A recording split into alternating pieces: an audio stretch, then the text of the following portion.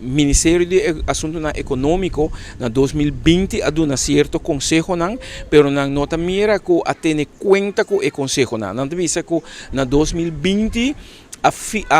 certo produto que pone preço máximo, pero 5 hasi e calculação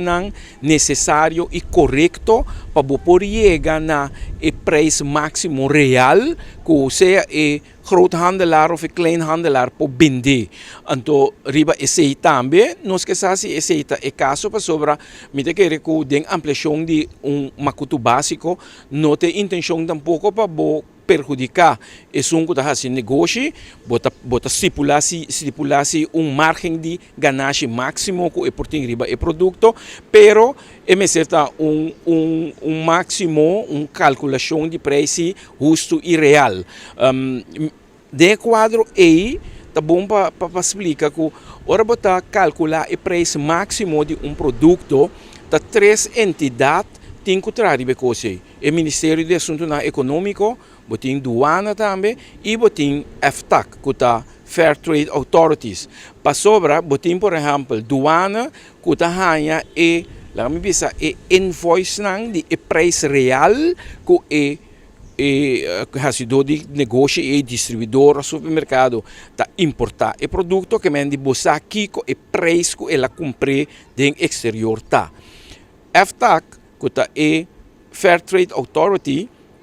tá órgão que tem que soro para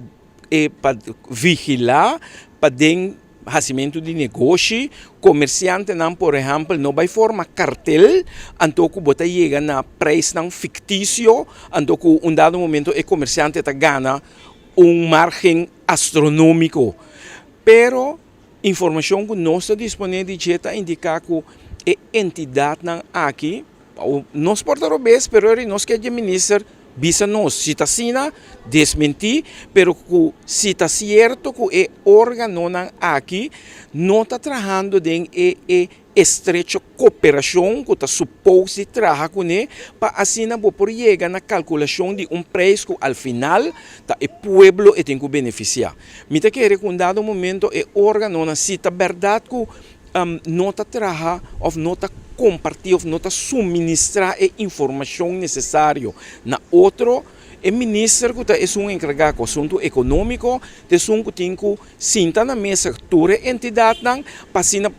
poder chegar na calculação de preço real, para sobre a base de Kiko ser a chegar na conclusão que na 2020 a fija certo preço máximo 5 a